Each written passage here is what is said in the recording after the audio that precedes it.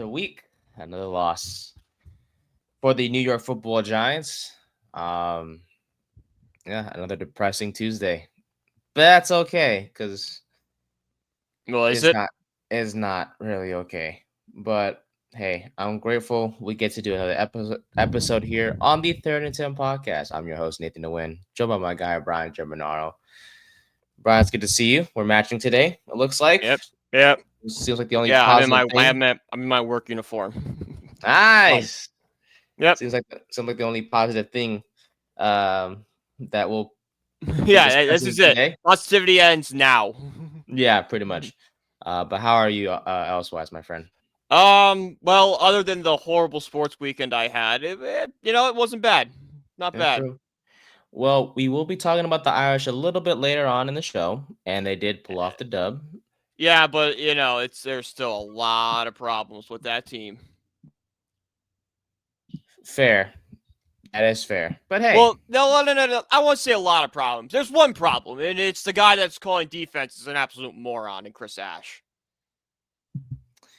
It was man. great. NBC Sports, shout out. They got him on. There was a guy on a fan that had fired Chris Ash on Snapchat, like when they write the Snapchat thing out, and he Mhm. held it up, and NBC zoomed in on it because they thought it'd be something funny, and it just said "Fire Chris Ash," and they immediately cut. It's like, oh, you got played. I love that. Yeah, he has not been.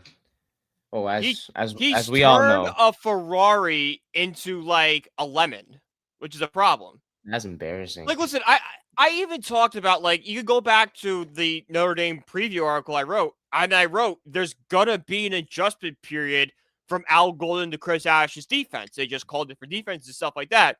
But in the article, I said the Irish have enough talent on defense to mask some of the bigger concerns.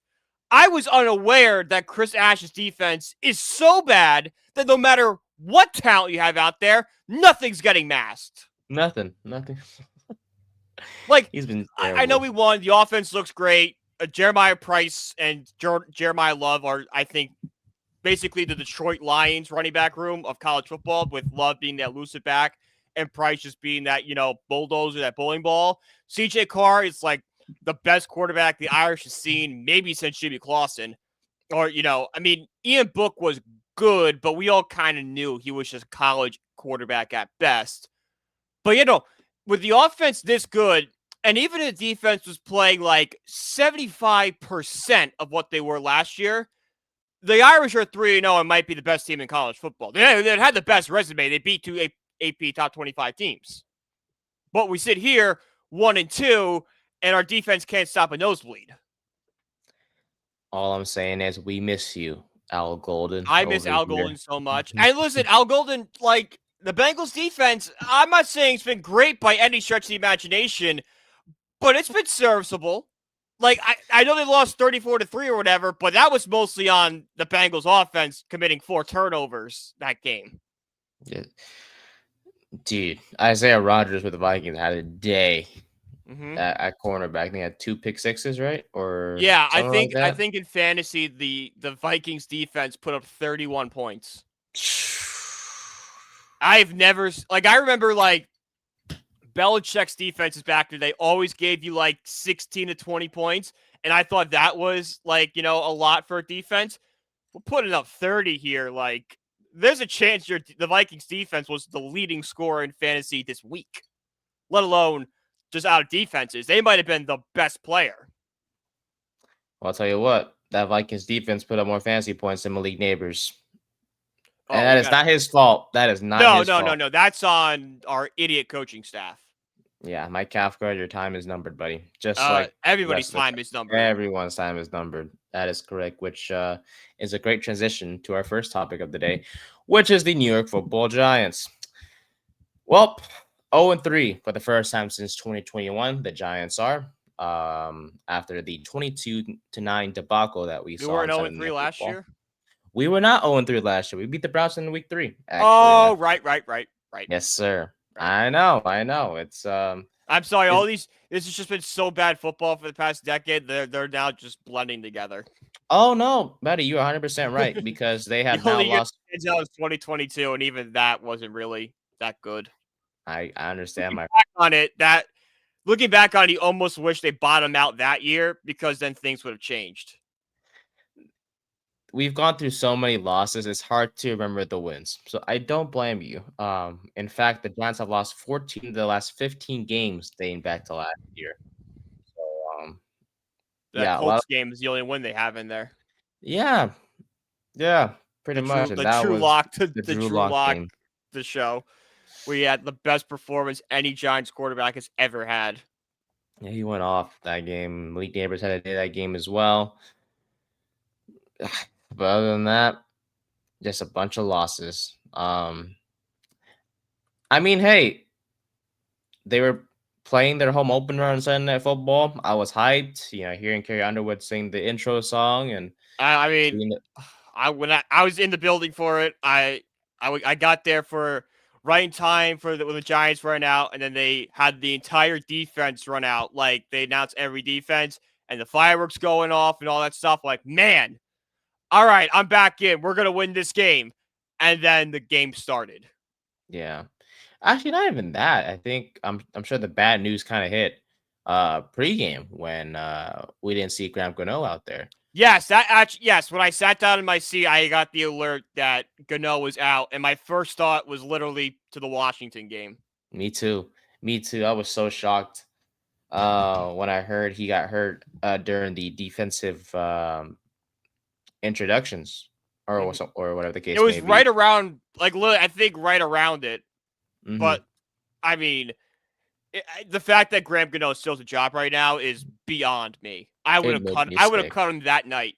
Be It like, made me dude, sick. it's because it's not just that Gano 3 times has gotten hurt during opening. It's the fact he's only hit 71% of his field goals in those 3 years. It's not like we have, I know we can't say this anymore, but it's not like Justin Tucker is out there when he, in his prime. We don't have that where he's automatic and okay, yeah, these 3 games suck, but when he's out in the field, he's hitting, it's not Brandon Audrey out there.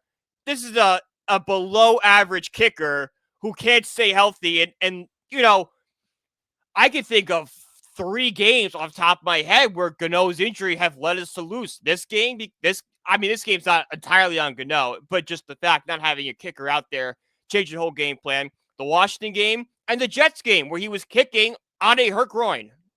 Yeah. Too many times that Gano has costed us a game or costed us points in Yeah. general. And a kicker shouldn't be doing that. I'm sorry. Kickers Yeah. cannot cost you games like that. Hmm. That's what gets you lose your job in the NFL. Yeah. And since, after the 2022 season, like he has been great for us. And Gano also, was a great kicker when he was with Carolina and his first couple years with the Giants. Basically, when Gettleman left, Gano's production fell off a cliff. yeah. So if there's one bad thing about Dave Gettleman leaving the Giants, it's that Graham Gano's a worse player than he was. Yeah, I don't want him on this team. I mean, hey, the Falcons cut Young Wei Koo after what Take him. I'll take him. a missed kick or two. I would take him. Yeah, I would too. No, he's out there. You might as well go sign him. He's younger. He has a resume of hitting big kicks and big moments. And he's Asian, which would be fun It's for not just that. for my sake. It's the fact that Young Hui Koo isn't getting injured constantly. Yes, Isn't that's missing correct. time. We can at least, and I don't care how good he is, we can at least know going to a game. All right, we have a kicker. It's gonna happen. And look, you can't blame guys for injuries. Some of them are just freak injuries and stuff like that. But when it's a pattern over and over again, at a certain point, it's like it's not your fault. We just cannot trust you anymore. Hmm. It's to the point where the Giants coaching staff should have been like, you know what? We may get crucified for carrying 2 kickers on the active roster, but we know it's gonna make sense Yeah. because of Gano's injury. So You hey, almost maybe. wish that like punting and kicking weren't so different that you could put the punter out Oh there my and be god, like, yeah. all right, we're not going to be able to hit the 60 or 50-yard field goals, but if we get in that 35-40 range, we could run them out there and have a pretty good shot at getting 3 or at Yeah. least make an extra point. Yeah. Jamie Gillian was Yeah. awful. But that's not on him because punting and kicking are so different. I know, but it's like apparently they practice him kicking extra points just in case. Mm-hmm. And when he had his only attempt on the day, or on the night, I should say, it just wasn't great. Sure, it was blocked, but just the way the ball was kicked, you just knew that wasn't gonna even Nope. come close to being made, even if it wasn't blocked. But I digress. Um, yeah, no, just like you, when the Gano news came out, I thought to myself, great, it's gonna be a repeat of last year against Washington. And yeah, honestly, it felt a little worse this one because this was the seventh game the Giants have scored less than 10 points since the start of last season. That is the most in the NFL, my friend, for more than any other team. Um, but for today's episode, let's do something different. Let's not go offense, defense, special teams. Let's not do all that stuff. I don't think that's really the best way to approach today. I wanted to mix it up a little bit. So let's just bring up some key points, some highlights Yeah. from Sunday before we get into the stuff that Mm-hmm. we should be ranting about. Cam Scatterboo. It's clear Scatterboo. he's the RB1 in the He's the future. RB1. Sorry. That was I love Tyrone Tracy to death. I And do even as if he well. wasn't hurt, I would have the same thing I was. Scatterboo's RB1. Tracy can be the nice elusive back that comes in. Yes, sir. Unfortunately for Tracy, he'll be missing the next 2 to 4 weeks with a dislocated shoulder. Singletary, you want to show us you still got it? Let's go. I know. Hey, let's see, because you've shown us nothing so far. Absolutely nothing. I think we called this in training camp that Singletary wasn't going to do anything. I don't think he scored for us since becoming a Giant. So no way. He has to have one touchdown. I don't think he has. I have yet to hear the commentator say touchdown Giants, Devin Singletary, rah. I have yet to hear that. So yeah, no, he scored 4 touchdowns in 2024. When? You know what? Just like earlier in the show, we'll pull up the game log. Just like earlier in the show, where you forget that we want to get a week 3 game or the game week 3 against the Browns. Same situation here. He has not scored so he scored in the Washington and Cleveland game last year. He scored in the Buccaneers game, and he has not scored since the 35-14 loss to the Ravens. Oh boy. I bet you it's probably a garbage time touchdown. Yeah. Well, hey, buddy. There you go. See? So they are forgettable. He scored in the second quarter to put the Giants behind by only 7. It was 14-7, and then the wheels fell off the wagon. Well, at the end of the day, so hasn't been great. So apologies for the mistake. Oh, no. I'm not disagreeing with you. I'm just saying, there's no you had to score once. Yes. I'm not disagreeing with you. I was a big guy that wanted Singletary cut in camp, or at least traded. Right. Get him off the roster. Roll with Tracy, Scatterboo, and Miller. That's a much better running back room than anything Singletary's going to get you in that reduced role. His performances are easy to forget, especially when Tyrone Tracy surpassed him as the RB1 last year. And well, now Tracy's being surpassed by Cam Scatterboo, who, I mean, it looked like Tracy the only fun player we have. He's fun. He's so much fun. Yeah, I loved it. Had 121 all-purpose yards on Sunday against the Chiefs, 60 rushing, 61 receiving. He was making an impact in the receiving game, which is pretty good to see. Obviously, most of them were just, check downs and screens, but hey, Scatterboo got it done in the receiving game. Exactly. But yeah, Tracy, look, it already looked like he was no longer the RB1, especially after week 2 and the snap count that we saw. Yeah. And he was being talked about more as the main kick returner instead of the RB1. So which is fine because RB3, it's okay. Yeah, it's really fine. That's the only that's what we want, Dave, but we want those guys beating it. So the outlook for Tracy being an integral part of the backfield is already dwindling, and now with that injury, it's clear that he may not really get that RB1 chance again. But yeah, it sucks. He was a great story last year. We were so excited for him this year, as well as a lot of fantasy owners were as well. Unfortunately, for those who drafted him, you're going to have to I hope maybe Cut you him. You drafted got to cut him at Scadaboo. this point. You Yeah, can't. he's not a good fantasy piece for those out there who have him. So, yeah, sorry guys, but hey, if you drafted Kim Scadaboo, you look like a genius because now he's Yeah, gonna I know be. so many guys. I'm in a few leagues with guys who drafted Scotty, and they're celebrating this morning. They're smart. I'm trying to They're trade for smart. them, but it's not happening. Hey, we're talking about a guy that led the team in everything on Sunday. Led the Yeah. team in carries, Team and rushing everything, yards. and a bunch of Giants fans. Yeah. I'm gonna have to give up like Jefferson to get him, and even then, I'm kind of considering it because Jefferson sucks this year. I don't think it's even that. It's just the quarterback situation he has. I mean, hey, It's shout out not. to Carson Wentz. Yeah, He did Wentz, throw him the football. but he still only had like 10 points. He wasn't great. Oh, your league's not PPR? Okay, yeah, like 7 catches for like 70 something yards. That's the league in the league I am. He only had like 10 points. Damn, so Sweet. maybe your league is like non PPR. No, he had 5 receptions for 75 yards. That's still 12 points. Still, I need more from that from Jay Jettison. Not, yeah, First yeah. overall for the guy I built my roster around. I need an average of like 18 points a game. Just got a text from the automated Giant system. Are you coming to the game week 4? No. Buddy, even if I lived in New York, I still probably would not go. See, I'm gonna say no, and then I'm gonna get a call, and someone's gonna be offering me a ticket. I'm like, yeah.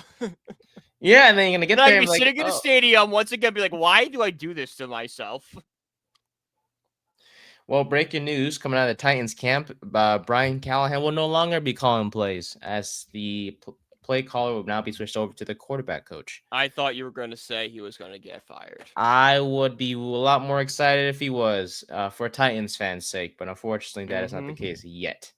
So Yep. maybe this change will help. Who knows? But for New York, yeah, look, Sky was great. Had the touchdown that tied it up 6-6. Could have been 7-6, but like I said earlier, the block kick occurred. So I digress there. But no, Scadaboo's been great so far this season. That week 1 game, he kind of pissed me off when he just lowered his head without looking up, and he ran into that our lineman Bo. Yeah. But no, he's been great. I love Scadaboo. Has this great energy about him. Basically, a human bowling ball. It's obviously the best way to describe him. So Yeah. he's fantastic, and he'll have a chance to really make an impact for these next few weeks while Tracy is out, and we'll see how much Singletary spells him. And maybe we'll see Turbo Miller signed to the active roster. We'll see what the Giants do there. Good. Do that. No, it'll be exciting to see. Another player that is off to a pretty good start to the season, my friend, is Brian Burns, who racked up another sack to go along with his 6 tackles, 1 tackle for loss, 2 pass deflections, and 2 quarterback hits. Hey, I don't know what he did this offseason, but he's been so fantastic, and I'm really happy to see him succeed. I mean, I will. it could just be the lone fact he's benefiting from the guys he's playing with. Like Yeah. we talked about how one of these guys are going to step up because you can't block everybody. Burns might be the guy, which is shocking that because I thought it'd be Thibodeau. Burns is a guy that everyone forgot about. Mhm. They're too busy with Carter and Lawrence, and and they're trying to get Thibs at the same time, and Burns just like, all right. Yeah, I do want to give a shout out to Kayvon Thibodeau as well. He's playing a lot differently this year. Yeah, A lot I more don't know what it is, faster. but I like it. Yeah, a lot more faster, getting pressure often. Him and Burns actually are top 10 in pressures amongst edge rushers this year. So it's good to see the two of them, both Burns and Thibodeau, succeed. And I will say, when Burns went down in the second half, I was like, okay, yep, this is it. This is officially the worst day um, of my life as a Giants fan, because it's like the way he went down when he jumped and then he landed. I was like, oh crap! Like, it looked like there was an Achilles injury. Thank Yeah. God he was out after maybe like a couple plays. He came back in, so thank God he's okay. And we need him to stay healthy because he's been off to a torrid start to the season, and he's key for this edge rush to continue to be a strong unit. And Abdul Carter was good as well. He was serving as the off-ball linebacker, which is not a new thing for him. He did serve as that at Penn State before switching to edge rusher during that last year in college. He played pretty good as well. Had 4 tackles, a tackle for a loss, a quarterback hit. And it makes sense because all of our inside linebackers pretty much are injured. Outside of Bobby Okereke, I mean, sure, we signed Sways Bozeman to the active roster. Made little to no impact on Sunday, but I digress. But yeah, hey, one of the keys to the game last week we talked about was holding Mahomes or limiting Mahomes in terms of his rushing production, and we held him to just 3 rushing yards. So very happy that we Did did that well, that. yeah. Well, sort of happy. Everything else was the problem.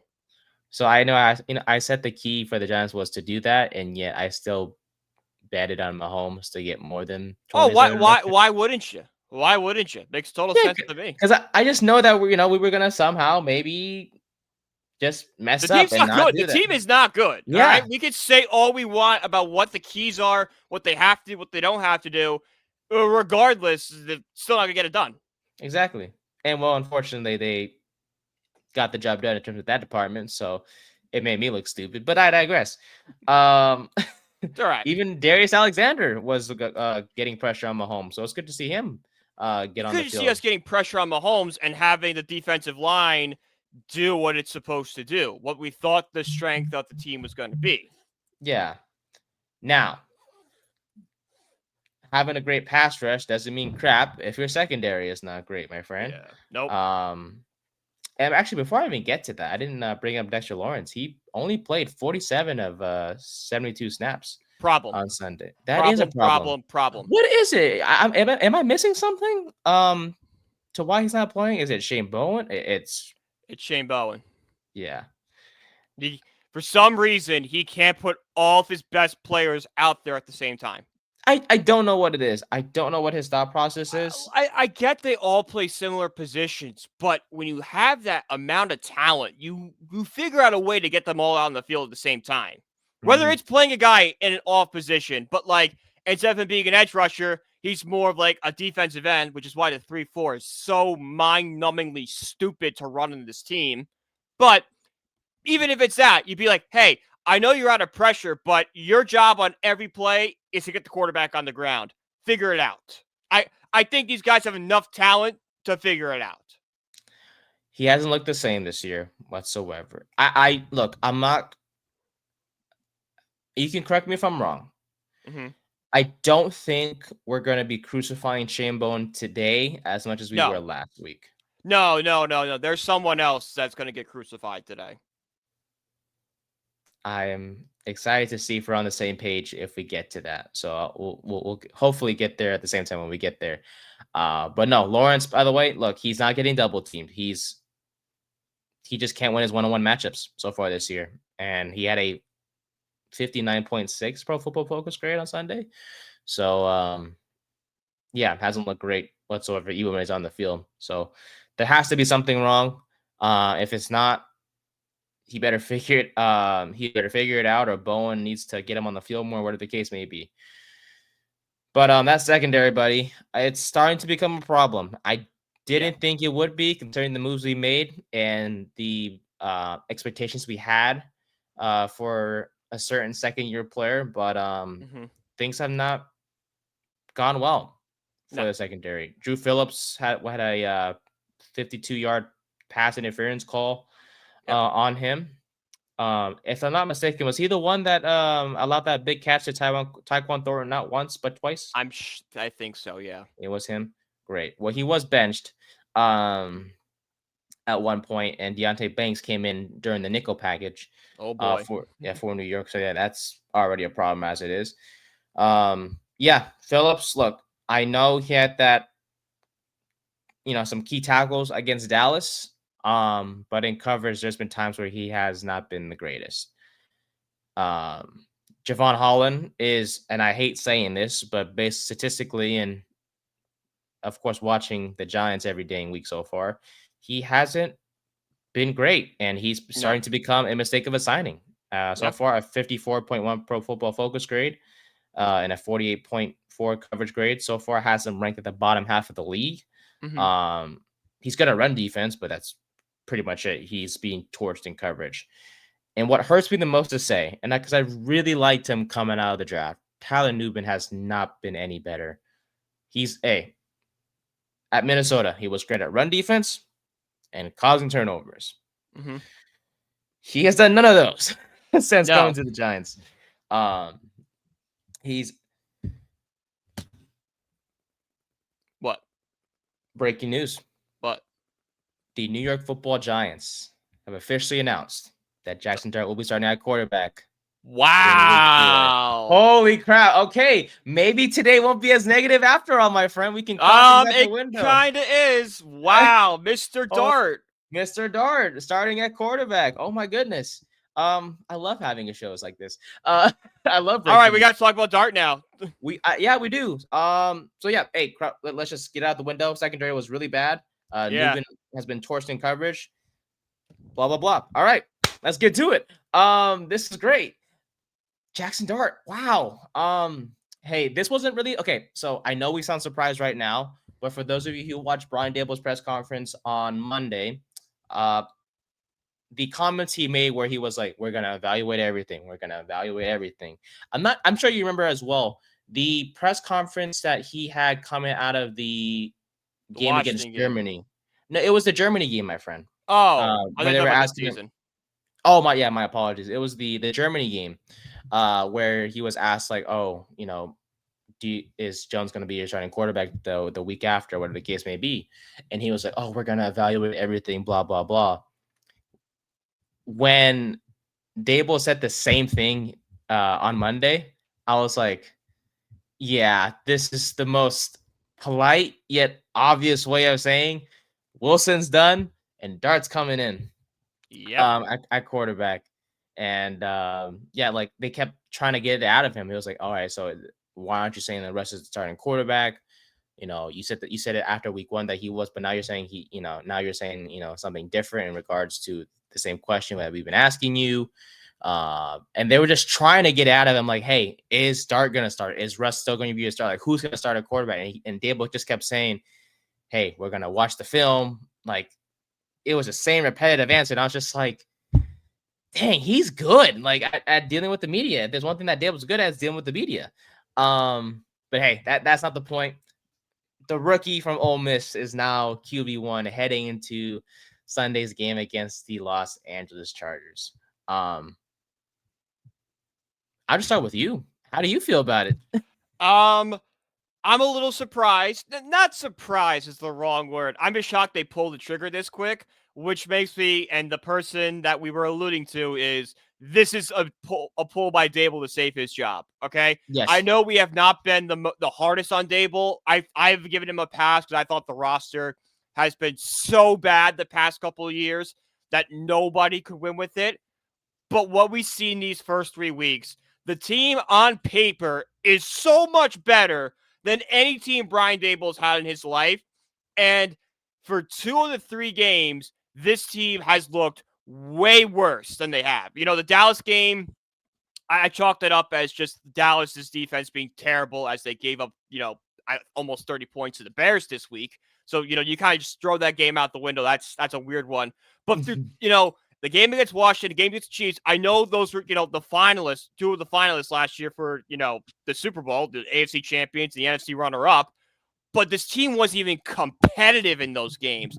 And when you're Dable, when it's, right on the line like that, I'm sorry, when the roster was that good and built that way, you have to show up and be competitive. I'm not asking to win. I'm just saying put a competent product on the field. We have not seen a competent product at all. So at that point, I'm ready, like, okay, Dable's getting worse. Fire him. And the only way that Dable could save his job is if Jaxson Dart goes out there and proves he's the future quarterback of this franchise. The only way. And he needs to. He needs to show that he was the right answer at quarterback. Otherwise, we're gonna go this another cycle of, all right, new head coach, new GM, new quarterback, and all those things. And yeah, hey, when we talked about it before the season, we were expecting, hey, Russ starts most of the year. Dart comes in after the bye week with a quote unquote light matchup against the New England Patriots, I believe. That was, Um, yes. so But yeah, that is now out the window because the Giants are off to an 0-3 start. And hey, look, when the Giants signed Russell Wilson, a good friend of mine named Adam and a bunch of others were like, "Hey, there's a reason why Russ has been is now on his third team the last 4 years. There's gonna be times where he makes great plays and is exciting to watch, but most of the time he's gonna make those boneheaded mistakes that makes you want to pull your hair out." But I'm like, hey, it's a different team. He seems like a great guy, great person to talk to in the media. He's a leader, all those things. And in that week 2 game against Dallas, I was like, okay, so this is what Russ can be. Like maybe Jaxson Dart may not play sooner rather than later. Well, I was wrong. Because, well, as we saw in week 3, he looked like crap. He was making so many mistakes. It's the repeat of the Washington game. It was the Washington game all over again. Game. And then it didn't help, like I said, that Dallas gave up so many points to the Bears, who have struggled all year. Yeah. He was 18 to 32, 160 yards, 0 touchdowns, 2 picks. It's not just that. It was the fourth quarter. It was that drive in the red zone in the fourth quarter where he threw. He put 3 balls in the stands. What are we doing, Russ? Hey, whoever was sitting in the front row of those wherever the ends I can't even talk. Whoever was sitting in the front row of that back of the end zone, they could have gotten a free ball. Not that they will get to keep it, but just so stupid they can't keep it. I know they should treat it like baseball. Like people get to keep foul balls and home runs and stuff. The fact that it's not just football, it's soccer too. You can't keep it in basketball. You can't get a ball that goes into the stands. You're telling me there's not a ton of balls lying around? Yeah, and people pay for those courtside seats for a reason. Like, sure, they get to sit really close to watch the players. A puck goes in the sand in a hockey game. You get to keep the puck. Yeah, there you go. See, why not be the same football? But I digress. But that drive I was so confused. That was the death note for Russell Wilson. Was that when Dable goes back to evaluate the film and he watched that was and I know the game was out of reach at that point. There's no chance for even getting back. But the fact that you don't even put a ball anywhere near Malik Neighbors' hands makes absolutely no sense to me. Yeah, he saw that and I was like, all right, yep, he's done. No more for me. The experiment is over. But yeah, had that. So the first and goal play threw to the back of the end zone to absolutely nobody. Was surprised it wasn't called for grounding until 10 seconds later when the refs threw the flag, and I was like, crap, right? Second play, Mike Kafka, by the way, you're on the hot seat. Well, you've been on the hot seat, let's be honest, but now you're definitely on the hot seat because what the frick was that quarterback draw play on second and goal? It's not even Kafka's on the hot seat because Dable is the guy. It's Dable's offense. I know it's a cop-out, but Kafka, this is not a good representation of the coach Kafka can be because he's not using his playbook. He's using somebody else's playbook. It's just I agree with you. The fact he's never improved from it is a problem, and he should be fired for it. But if Kafka's fired, I want Dable fired too because nothing's going to change. The only thing that's going to change is the guy calling plays is different. Unless it's like, oh, the offense will be switched to this offensive coordinator and play style. Unless that happens, we have to clean house if Kafka is gone. But yeah, my phone. I have my phone in my hoodie pocket, and all I keep getting is vibrations, and I get notifications on the side of my on my laptop I'm in 6 different chats right now. It's just Dart. I love it. It gets me excited. But yeah, that quarterback draw play was terrible. He had 2 more throws that went, you can guess, to the back of the end zone. Yeah, that third down play where the wideouts weren't. The play called was terrible. Because there was nobody open, and whatever the case may be, but. Yeah, let's just the Jaxson Dart news just completely derailed the whole show. The whole show because I was going on a big rant about why we should fire Dable and all that stuff, and you kind of heard it with the Dart news when I was so thrown off at Dart starting. Mm-hmm. I'm shocked because I didn't think it would be this early. I really didn't. I knew it was coming. I pushed my timeline up. I thought maybe the Broncos game was what we might have saw him. I thought before Halloween we were going to see him. Yeah. I didn't think we were going to get out of the month. I thought we'd get out of the month of September first. I know. Well, we're gonna see him, and yeah, I'm super excited to see him. Like he showed so much potential in camp and the preseason. Like he was electric in the preseason. And yeah, I mean the Giants were teasing us a lot. It's for lack of a better term, teasing. But we saw him, for a snap or two. We saw him for 3 snaps actually on Sunday against the Chiefs. 2 of them were handoffs to Scatterboo, but one of them looked like it was going to be a pass, but then he, escaped the pocket and ran for like 3 yards. But no, hey, I know people were like, oh, if Dart was going to play, put him in a game, put him in a game where he's in a great position to win. And people were saying at the earliest, the Saints game, Mm-hmm. which I understand. But considering how bad this Giants team is, no game, The Saints game's 50-50 at this yeah, point for me too. no game deserves to be like, oh yeah, the Giants should probably win that game. No, there's no they don't deserve, they don't get to have that courtesy yet. Um, Now, granted, the compared to the other teams on the schedule, the Saints are the easiest team. Um, and the Chargers are a really good team that, they're 3-0. They've I beaten mean their the division Chargers rivals at might least be the once. class of the AFC. Yeah. Oh my God, they've been fantastic. Um, but yeah, for the Chargers are going to be a good test for him, and you might as well like, hey, let's see how he does against the Chargers, right? And then he'll have an easier game against the Saints. If you're comparing the two teams, Chargers and New Orleans.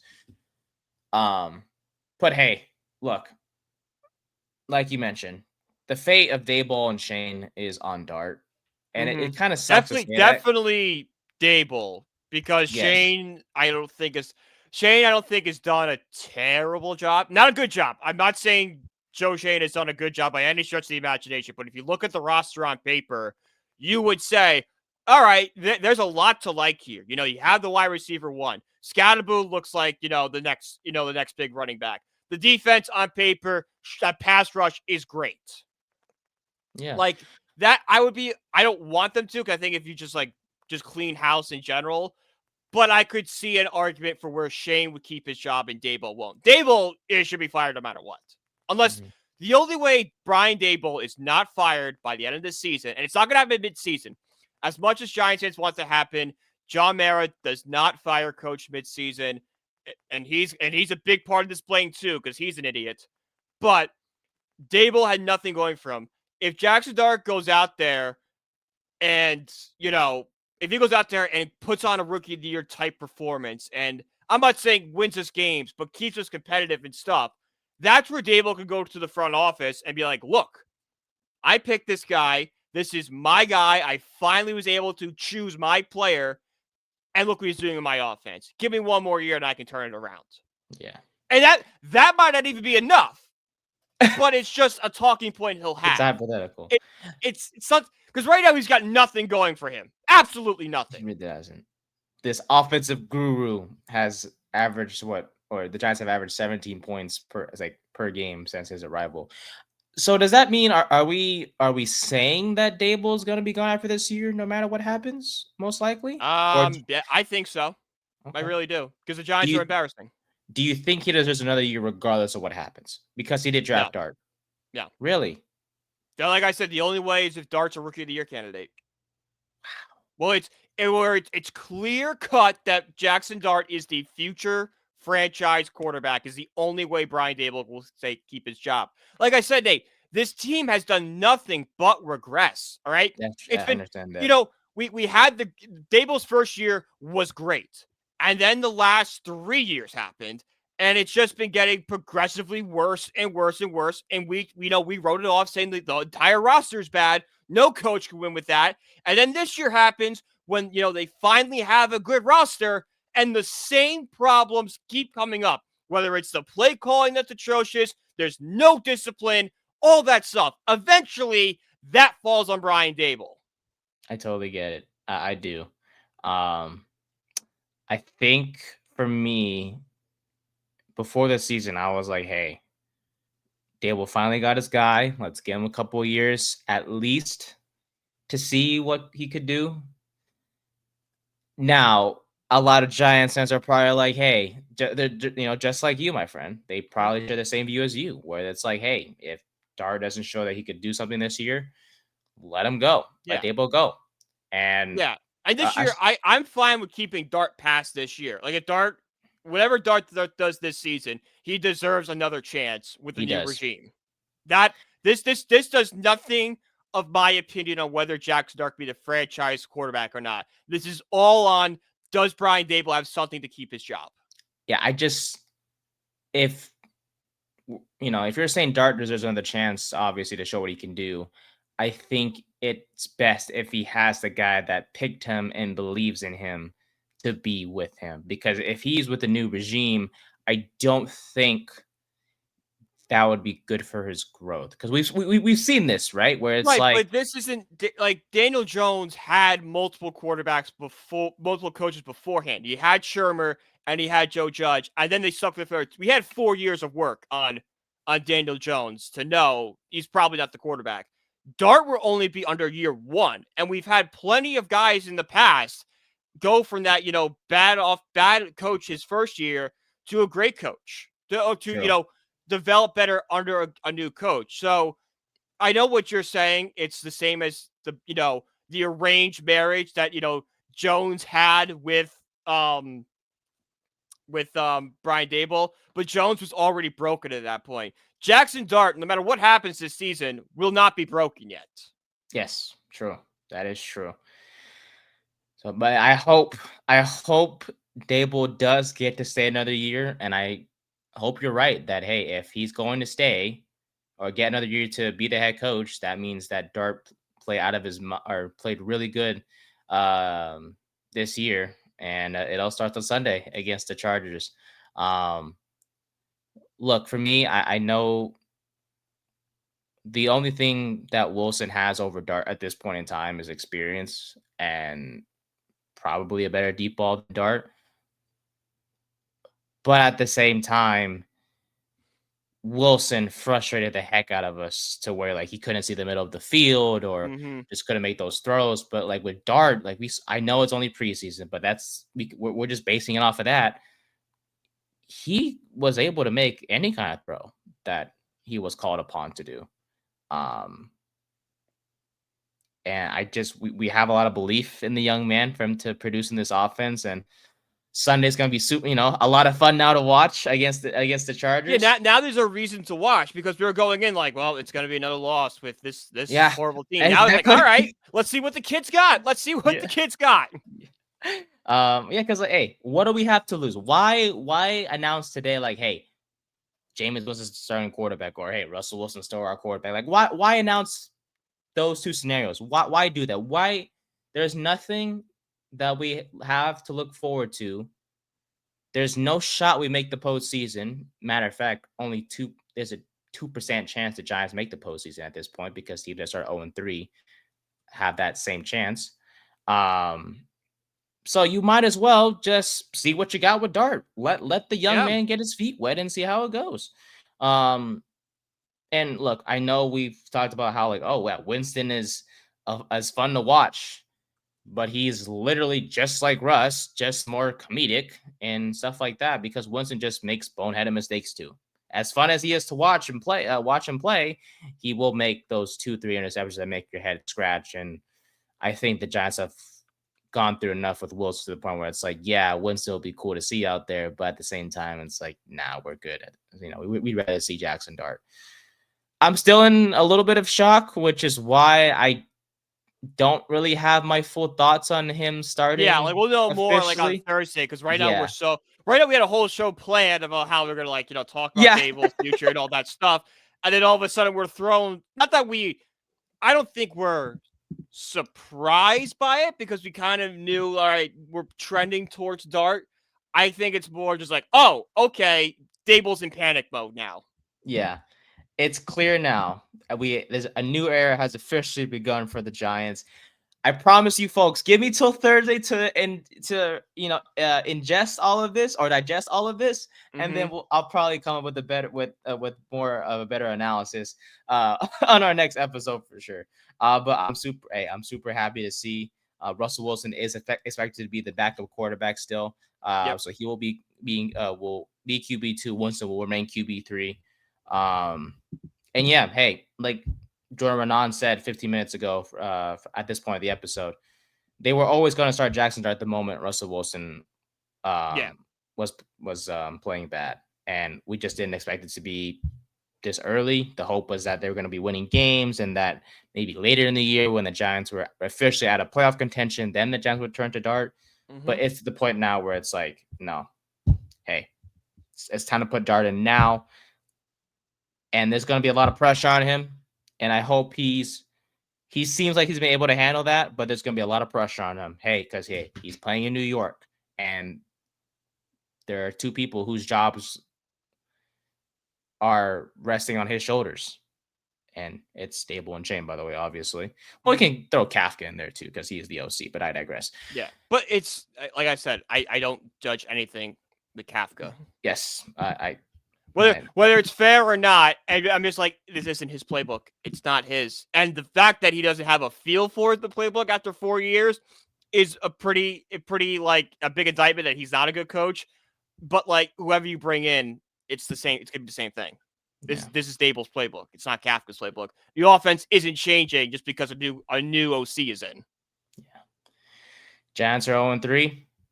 Might as well they have no choice now. Well, they really had no choice. Yeah. So we're already talking about mock draft. Like I saw multiple mock drafts. I know. I hate it. And it's like, guys, come on. I hate mock drafts. I do too, especially this early. Yeah, because we don't know what any of these people are right now. Like let's go back to 2019. There was no mock draft being done in September that had Joe Burrow as number 1 pick. That is true. That is true. That is true. It's way too early. Mm-hmm. And I get it. Giants are trending towards a top 5 pick, but let's see what happens now, right? So yeah. Hey, of course, during these first 3 games of the year, we've seen the Giants have a package for Dart, and to come in and play at random points during games. Now he'll get to play 100% of the snaps as long as he's healthy. So, but yeah, I'm excited. He is a great young man from what we've seen, whether it's in the media or his play on the field. He has a swagger about him. The whole eye black thing is I'm excited to see. I'm pretty sure we're gonna see him run out the field for player intros. Yeah. I kind of wish we were going to this home game instead of the Chiefs game. So do I. I would like to see the kid play. But maybe it's better that like I'm just like at home. I can like really digest and break down everything. That is true. Yes, sir. But yeah, we'll talk a lot more about Dart and the Giants on Thursday. And yeah, hey, the next 5 games for Dart is as follows: at home against the Chargers, away against the Saints, maybe a win. At home against the Eagles, big and loss. Then 2 tough road games against Denver and the Eagles again. Even bigger loss. Unfortunately, I will have to agree with that. If we go anything better than 1-4 during this stretch, Jaxson Dart is the future of this Giants organization. Yeah. Here, Dart, you want to go on the fans' good side? This. All I'm going to say is this. If he beats the Chargers on Sunday, we will be insufferable. Not even beat the Chargers. Have it be a 1-score game like I talked about. I want to be 1-8 in one possession games. I think Dart gives us a good shot to do that. Yeah, keep us in it. Keep us competitive. And you know what? We'll be a happy camper. No more of this 22-9 crap that we dealt with on Sunday. Yeah, no. This young man hopefully is the franchise guy and just changes the whole atmosphere when it comes to New York, man. And I'm gonna change the Giants gear when I go out today. Hell yeah. I think about it. But all right, that's all we got for today for the Giants and stuff. But yeah, unless we get more things about Dart for in the next 10-15 minutes of this episode, that's all we got for New York. But yeah, other week 2 takeaways now that we can talk about. There were other great games on the week 3 slate. Yeah. Honestly, when I was looking at it, before they started, I was like, you know what? Maybe week 3 isn't the most fun of games to watch Had because a they're great just, witching hour. yeah. Oh my goodness. Talking about missed kicks, Mm-hmm. field goal blocks. Like it was crazy. The Browns put off the upset over the Packers thanks to the game-winning field goal by Andre Schmidt in the final seconds. Yeah. Yeah. Packers choked that one. They were up 10-0 by 10-0. They were in control that entire game and just blew it at the end. Yeah. Jeez. That's any given Sunday right there. Is all that is. That's any given Sunday. Night and day difference. Mm-hmm. Great movie. I've never seen it, but that's a movie I want to watch. Mr. Pacino. I didn't know there was a movie called that. Yes. I think that's where the saying comes from. Well, hey, at the same time, I not the best movie guy anyways, so it's okay. You're good. You're good. The Eagles, hey, they were winning 27-26, and the Rams were out there about to kick a game-winning field goal, and for the first time, I thought I would see Jared from the corner booth lose his crap. They should have. The Rams should have won that game. The Rams had control that entire game. That Eagles team's a problem. The offense looked a lot better that second quarter. A lot better. We finally saw is not good. Hurts kind of ended that narrative that kind of started getting full around there, how he's not a great passer. No. When it mattered most, he put on a good show. He came through. Shout out to him yelling at their OC, Kevin Patullo, because that guy sucks. That guy does suck. He is terrible over there in Philly. I feel bad for Eagles fans who got to deal with him, but I don't ever feel bad for Eagles. They just won a Super Bowl. There's no feeling bad for them. Oh, yeah, I know. You see what we're dealing with? We're suffering badly. So if they're complaining about their OC, It's like, join the club. I've complained about our last 6 OCs. We haven't had a great one since Kevin Gilbride. No, McAdoo as an OC was good. Look at Eli Manning's numbers under McAdoo as the OC. They are very good. Okay, I guess. Hasn't led to that much success like Gilbride. No, it hasn't led to much success. I'm just saying, if you look at the from an individual standpoint, yes, it's gotten a lot better. Like that. What was the year that Pierre Paul blew his finger off in a fireworks accident? 2011. No way. 2014. It was like 2014. If you look at the offense, it was a top 10 unit. The defense was just the 32nd unit in the league. Yeah. Damn it, Eli, you were great. God, I miss him. If the Giants defense is average, I guarantee we make the playoffs in 2014. He was throwing darts. I'm not sure if you saw. I think it was during halftime? Yes, during halftime. Yes. Man, he was great, man. Also, shout out to the Giants with the Taylor cam. That might be the funniest thing. I was so nervous. I was like, no. I'm not nervous, but scared. It was me and my cousins and my uncles, and we were cracking up downstairs. And we thought even funnier, there's no smoking in here. He's got a cigar. And my cousin goes, "That's Lawrence Taylor. You can do whatever he wants in this building." Damn right. I'm like, that's such a good point. Yeah, damn right. Yeah, because I thought I was like, is Taylor Swift really there? And then they put Lawrence Taylor up. That crowd went bananas. And he was just like, what's going on? And then he was just smoking his cigar. And smoking his cigar. What freaking legend, man! I want to bring a cigar in here. You're not Lawrence Taylor. You can't. Damn right. LT, baby. Hey, him, Carl Banks, they were the face of that defense, man. Wow, more breaking news. Wow, we got another one. Oh, crap. What do we got? Oklahoma State has fired Mike Gundy. That is a big one. He's been there for years. We are lucky folks. Wow. Holy crap. I thought the first coach being fired was going to be the Florida's coach, and then Dabo was going to go there, but wow. Holy crap. This is great. God, man, Mike Gundy's been there for, I want to say, since 2007. That's not Mike Gundy. That's a boxer. That's Mike Gundy. Yeah, Mike Gundy has been the head football coach at Oklahoma State since 2005. He's been with the program since 2001. Jeez. Hey, he's known for that great hairstyle. Yeah. But other than that, yeah. That I've always wondered what the heck went with Oklahoma State. Because they did 2 years ago, they were in the Big 12 championship game. Yeah. and they lost to Baylor because they were like a yard short. Yep. What happened?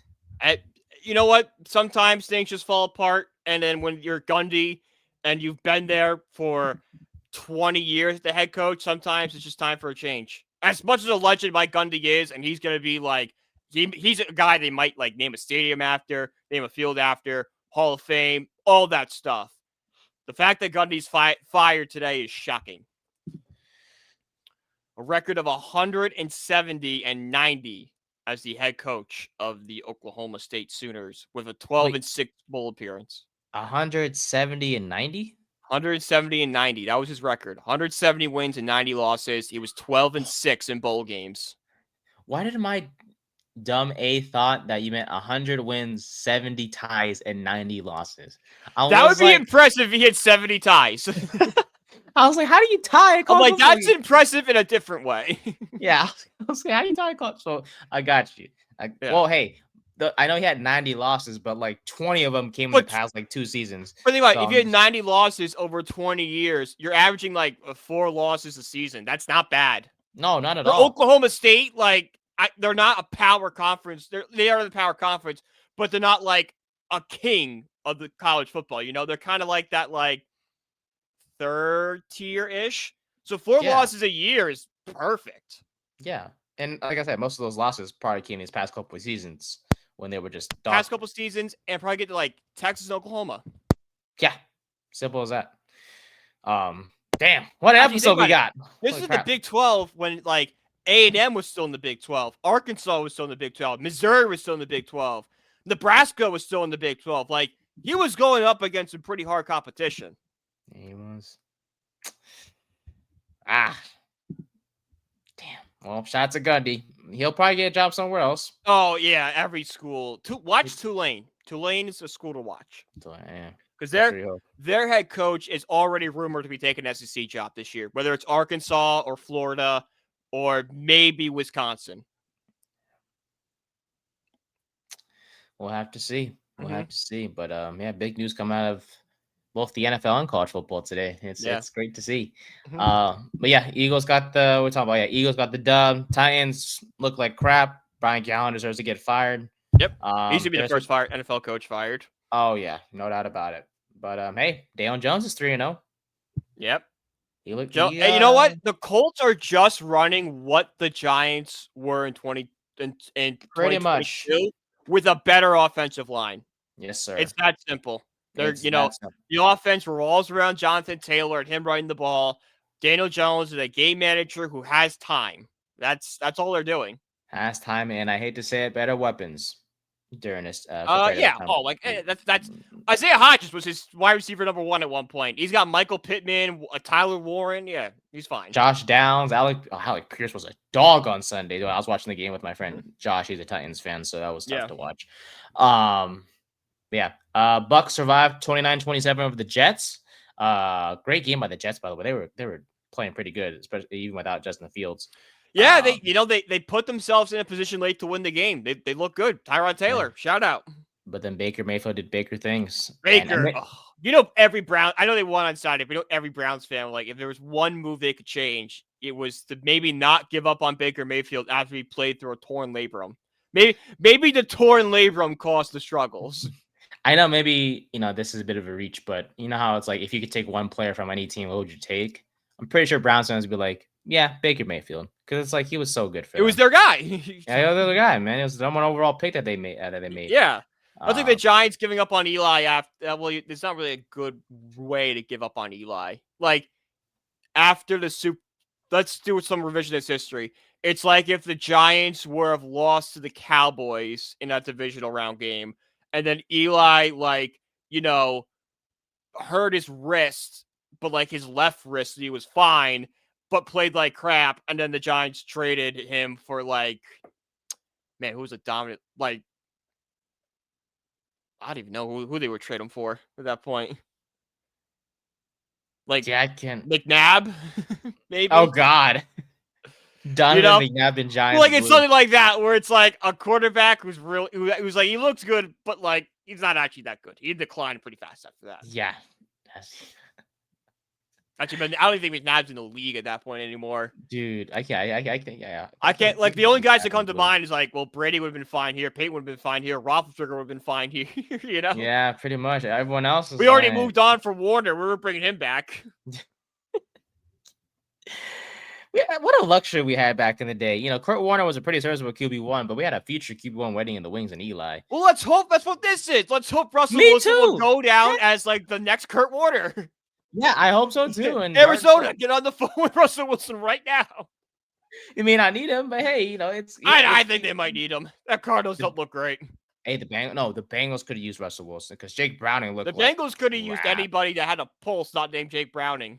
I thought he was gonna be fine again for Cincinnati. Oh yeah, he was. Yeah, and everyone thought Chernobyl was gonna be a minor accident.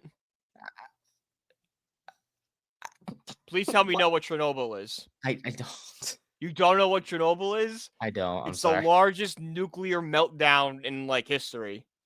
Like, it was in Ukraine. If I had to guess, it was gonna be that. If I had to guess what that was, it was in Ukraine during like the late 80s, right when the Soviet Union was starting to fall.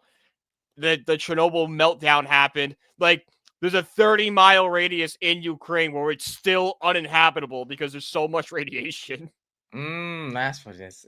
If I had to guess what it was gonna be that. I'm gonna be. It's a Completely gigantic. Yeah, it's the worst nuclear meltdown in human history. Jeez. So I always say when people say something like that, I'm like, yeah, and Chernobyl was a minor accident. Well, good comparison to say the least. Mm-hmm. Let's see what else we got. Michael Penix was benched for the Falcons in the 30-0 loss. Tough Nothing too to be young quarterbacks. Hey, We got yeah. JJ McCarthy wondering if he's gonna get his starting job back. Penix got benched. Yeah. Hey, Carson Wentz looked good too on Sunday, so maybe they'll be fine. Minnesota will be for the next few weeks. Hey, I don't know if it's Wentz or if it's Kevin O'Connell being an amazing coach, but it's one or the other, to say the least. I think it's a mix of O'Connell's offense just works for older quarterbacks for whatever reason. It really does. Or he's just a great quarterback developer. I mean, But look at if he Daniel was a Jones great now. quarterback developer, we would have saw something from McCarthy by now. Yeah, he's had well, McCarthy. He's had McCarthy for over a year now. He would have shown us something by now. Yeah.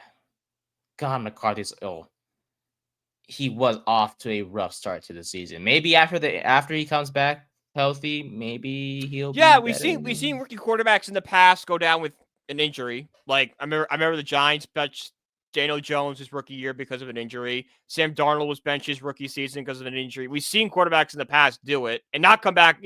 Those are bad examples, but there is a precedent of guys being Bryce Young. He was benched last year and came back and played better. True. That is true. So maybe this is what he needs. Or he needs time to just rest and learn and grow again, I guess. Caleb Williams had 30. The Bears exploded for 31 points against Dallas.